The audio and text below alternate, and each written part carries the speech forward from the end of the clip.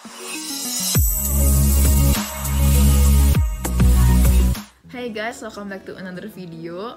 Dimana di video kali ini aku mau coba sharing ke kalian yang masih anak-anak SMA dan mau kuliah dan kalian bingung harus ngambil jurusan apa. Nah, di sini aku mau share sedikit tips supaya kalian itu jangan sampai salah milih jurusan dan semoga kalian jadi ngambil jurusan yang sesuai dengan kesukaan kalian dan juga dengan kekuatan kalian gitu.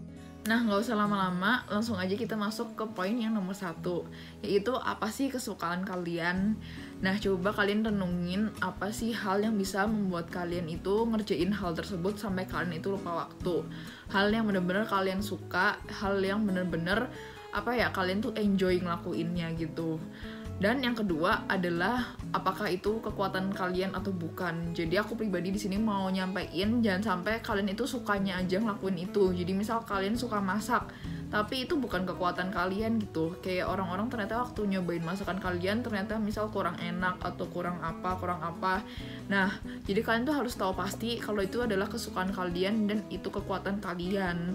Terus yang ketiga adalah kalian butuh motivasi yang kuat. Jadi kalau misalnya kalian sudah punya motivasi yang kuat, kalian pasti bakal nanti kalau misalnya kalian masuk ke jurusan itu, kalian pasti nggak putus di tengah gitu. Kalian pasti bakal nyelesain sampai akhir karena kalian tahu motivasinya kalian masuk ke jurusan ini itu apa, sehingga kalian itu bakal menyelesaikan perkuliahan kalian sampai akhir dan dengan baik gitu.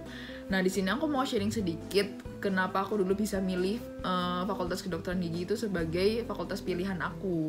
Jadi dimulai dari poin yang nomor 1 kan, yaitu kesukaan. Nah, dulu aku tuh suka banget ngegambar sama pekerjaan-pekerjaan tangan gitulah. Pokoknya apapun itu aku suka.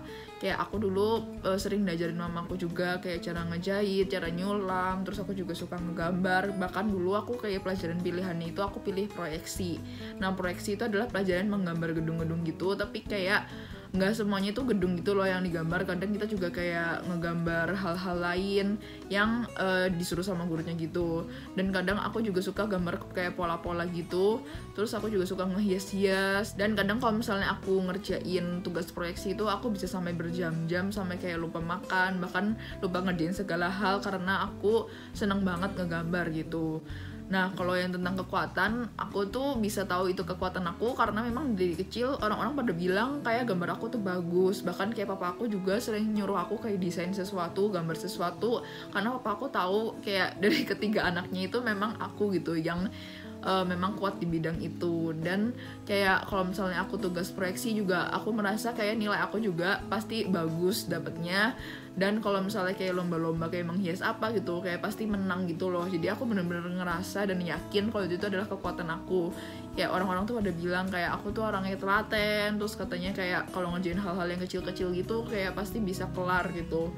Nah, di situ aku ngerasa kayak oke, kekuatan aku itu adalah di situ, yaitu di bidang seni gitu.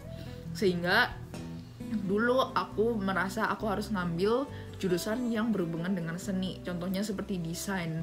Nah, aku dulu nggak terlalu suka kalau misalnya disuruh ngedesain baju yang kayak gitu. Jadi dulu aku mungkin mikirnya apa desain interior ya, karena aku lebih suka yang ngehias-hias yang kayak di dalam gedung gitu loh dibanding yang kayak ngehias baju gitu. Terus aku sempat mikir juga apa aku ngambil DKV gitu. Jadi dulu pada bilangnya, iya kamu ngambil desain interior aja atau ngambil DKV gitu. Nah, cuma di satu sisi ini nyambung sama poin yang ketiga, yaitu motivasi yang kuat.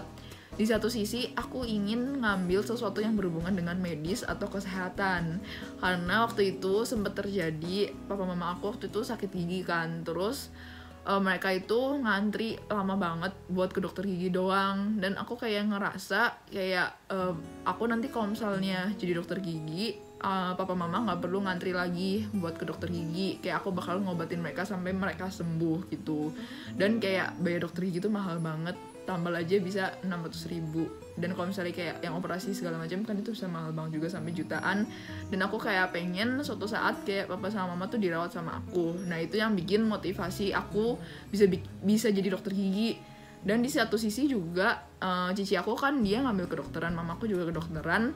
Jadi setiap hari itu aku udah gak asing sama istilah kedokteran. Kayak aku sering ke rumah sakit juga, terus aku udah tahu kayak kerjaan dokter itu ngapain, kayak detail-detailnya itu ngapain. Jadi kayak aku ngerasa ngobatin orang itu ada kesenangan tersendiri gitu. aku pengen kayak nanti bisa ikutan bakti sosial sama cici aku sama mama aku gitu.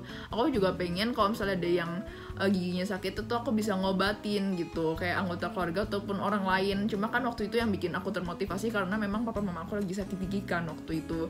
Nah karena di situ aku akhirnya ke-trigger untuk jadi dokter gigi.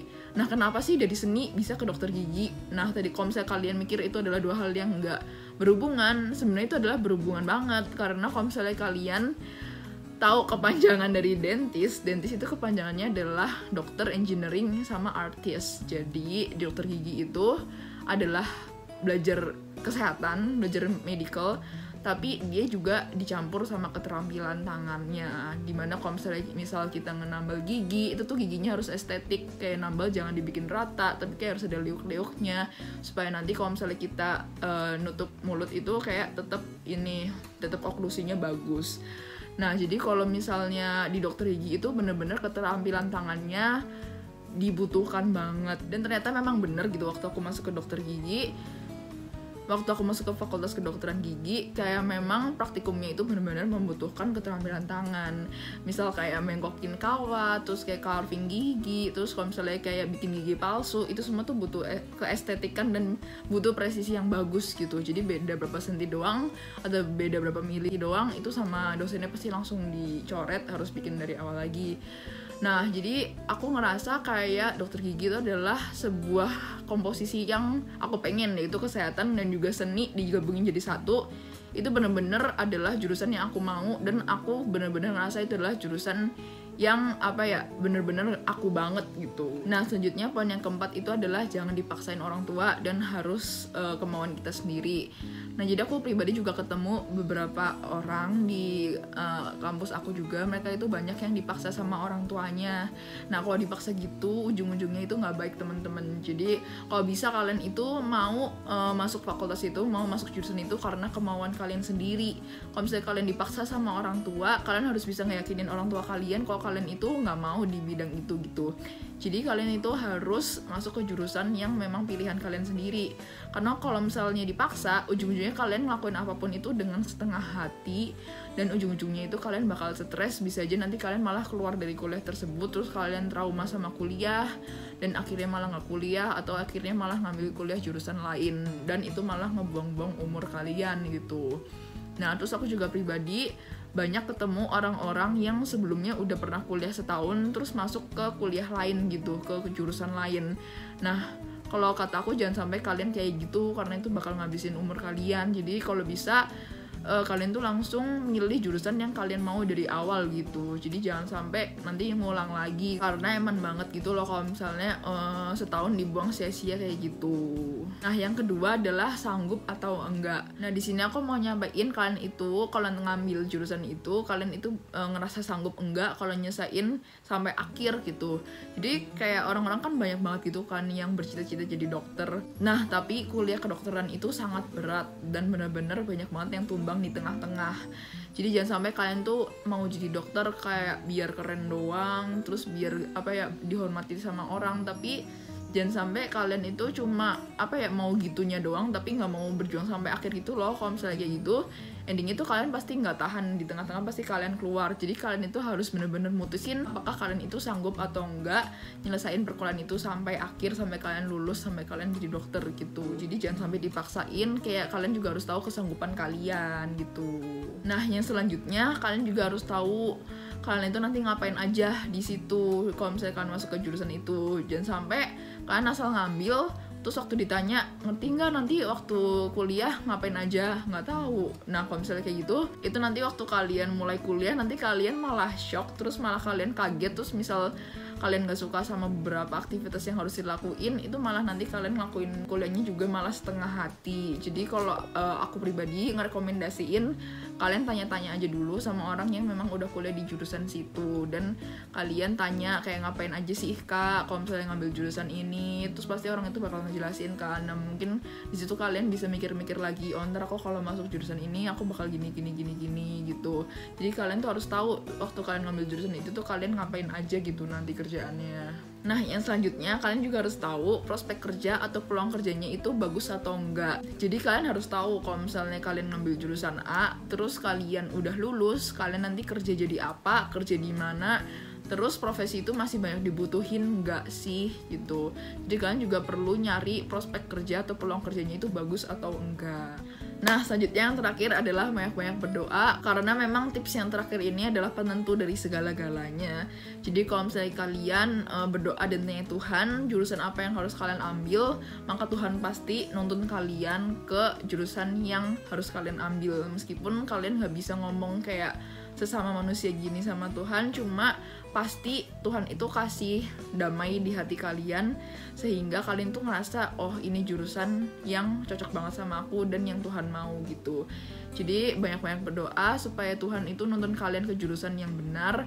Jadi jangan sampai kalian salah jurusan, dan semoga setelah kalian nonton video ini kalian jadi lebih yakin dan lebih tahu jurusan mana yang kalian ambil. So kalau misalnya kalian suka sama video ini dan merasa terbantu sama video ini, jangan lupa untuk like, comment, dan share ke teman-teman kalian supaya video ini sampai ke orang-orang yang membutuhkan.